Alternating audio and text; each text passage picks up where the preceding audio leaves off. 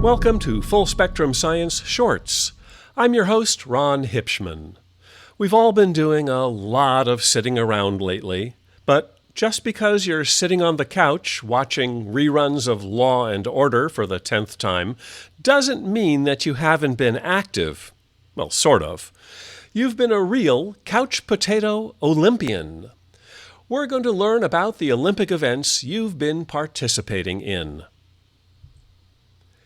Our first event in the Couch Potato Olympics is to figure out how far and fast you move because of the rotation of the Earth on its axis. This depends on where you live, how far north or south of the equator. At the equator, you travel the furthest distance as the Earth rotates on its axis. How far?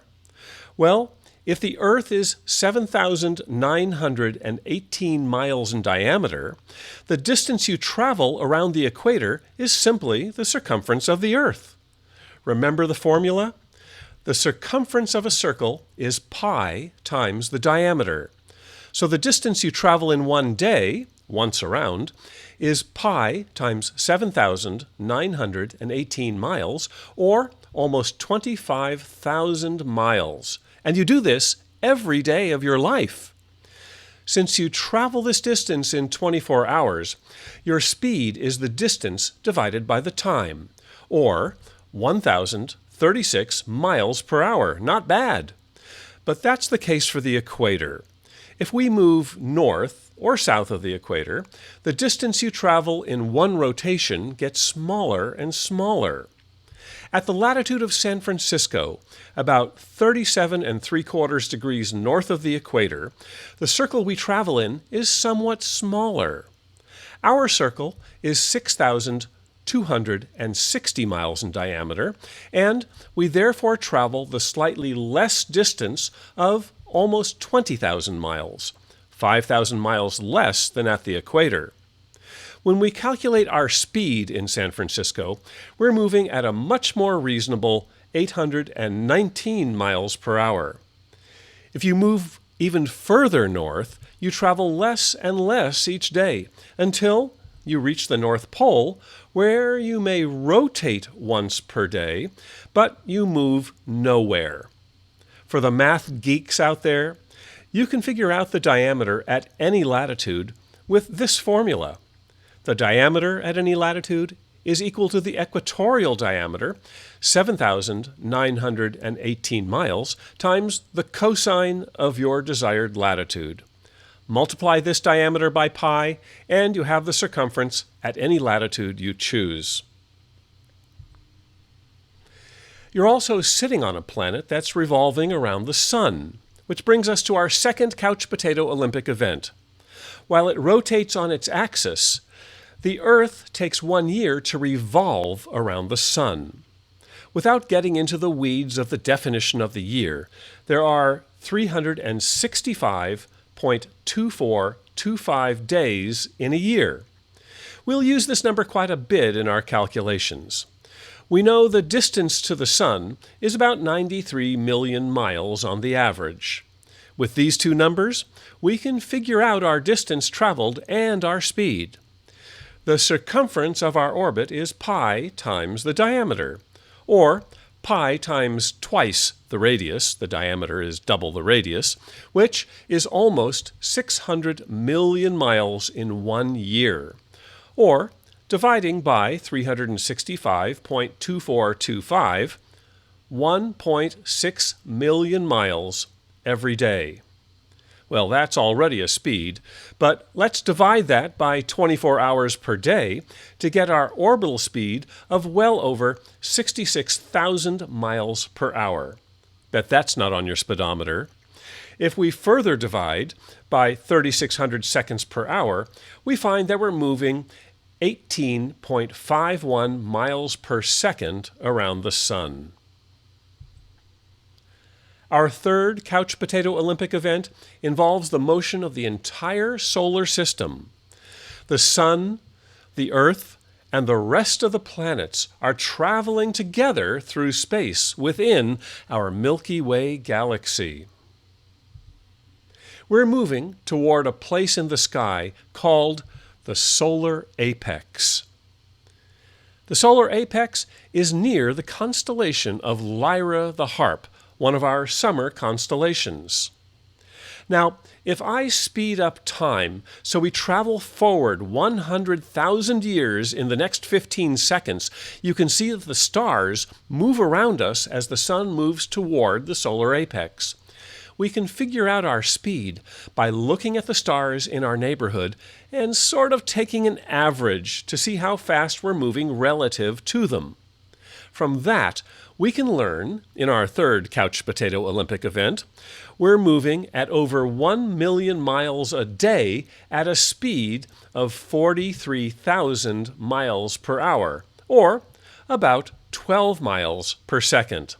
A little slower than the Earth's speed orbiting the Sun, but still moving at a good clip. Our fourth Couch Potato Olympic event will really get us moving.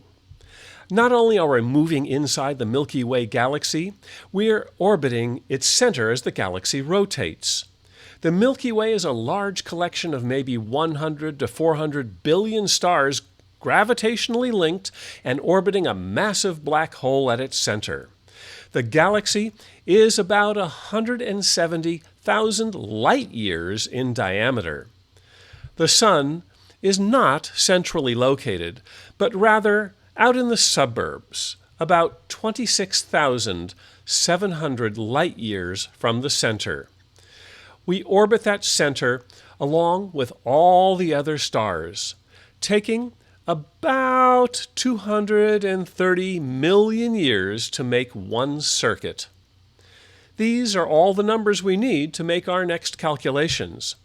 How far is our trip around the core of the galaxy? Back to our familiar equation, we travel pi times the diameter each orbit. That's pi times twice the radius of 26,700 light years, which comes out to about 168,000 light years. We need to convert this to miles to compare with our other distances and speeds. Remember that a light year is the distance light travels in 1 year at 186,282 miles per second. If we do the calculations, that comes out to an unimaginably large number, over 986 quadrillion miles, or, in scientific notation, 9.86 times 10 to the 17th miles. Of course, it does take us 230 million years to cover this distance. Let's figure out how far we travel in 1 year.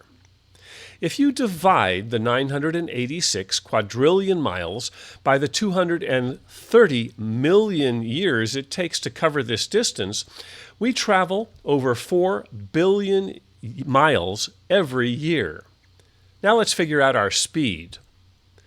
Divide our yearly distance by the number of days in the year and the number of hours in a day, and we find that we're moving along at almost 500,000 miles per hour. Or, by dividing again by 3,600 seconds per hour, 136 miles per second. That's an impressive speed. Our fifth and last Couch Potato Olympic event takes into account the motion of the entire Milky Way through the universe. How do we figure that out? What do we measure our velocity relative to? That's a good question, but it's going to take a bit to explain.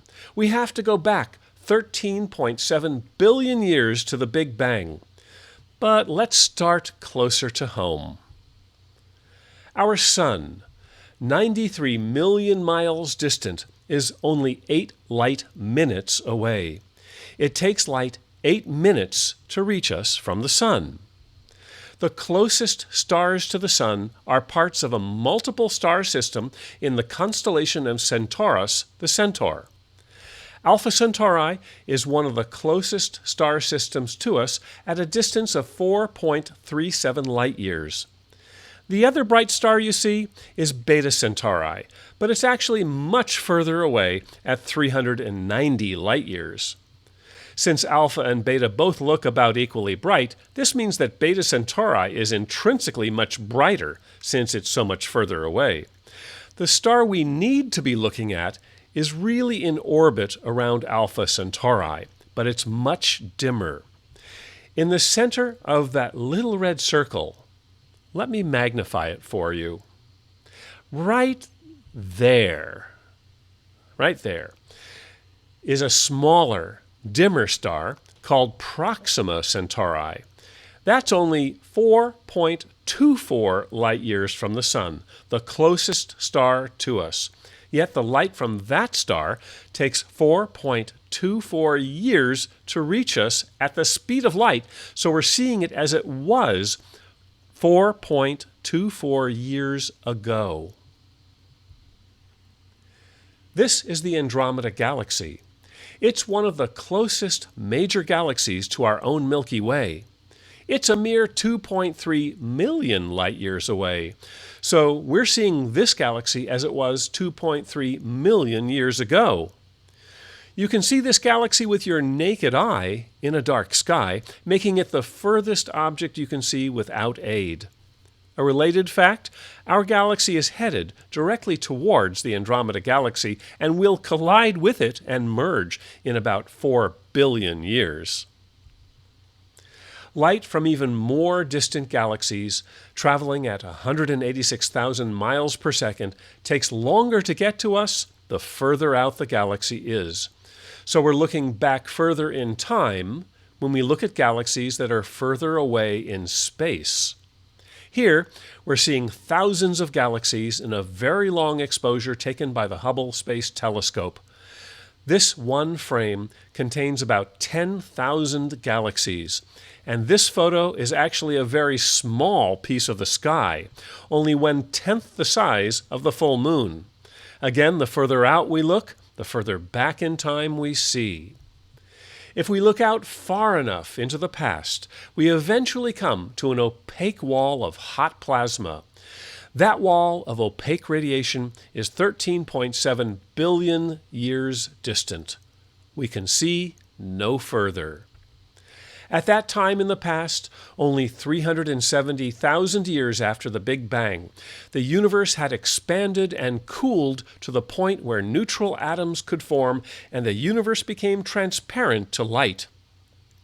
Stars and galaxies formed, and 13.7 billion years later, here we are pondering the universe. Now we look out, and that wall of plasma, 13.7 billion light-years away, has expanded and cooled to only a few degrees above absolute zero.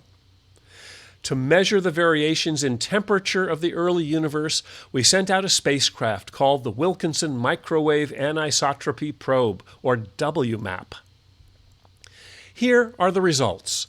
Temperature variations in the early universe of that white-hot wall give us clues to how the universe evolved into what we see today. In this map, dark blue is cooler and red is warmer, but only by 2/10,000ths of a degree. This leftover radiation from the Big Bang, this echo as it were, is what we use to measure our speed relative to the rest of the universe. It's a delicate and difficult measurement. When you move towards a source of light, that light is shifted towards the blue. When you move away from a source of light, that light is red-shifted. By carefully analyzing the red and blue shifts of the light reaching us from the universe as it was 13.7 billion years ago, as taken by the WMAP spacecraft, we can determine that our galaxy is moving through the universe at about 1.3 million miles per hour, or 361 miles per second. Now let's add up all our speeds from our 5 Olympic events to find the total. I understand that these are not all in the same direction. Some are in straight lines, others are in elliptical orbits. I'm going to ignore all those complications. I just want to find out the total here. All in all, you're moving at almost 1.9 million miles per hour, or 528 miles per second. That means that every day you cover about 45.6 million miles, and every year of your life you travel 16.7 billion miles. Right there on your couch. A true Olympian.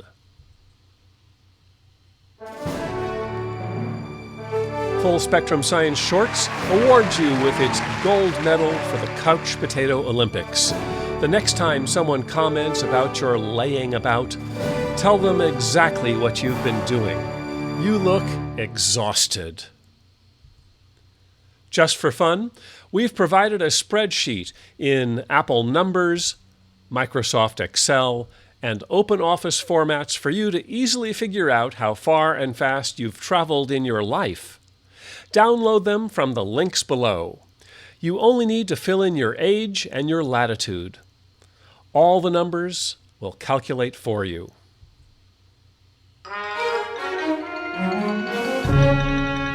This has been Full Spectrum Science Shorts with Ron Hipschman, brought to you by the Exploratorium in San Francisco.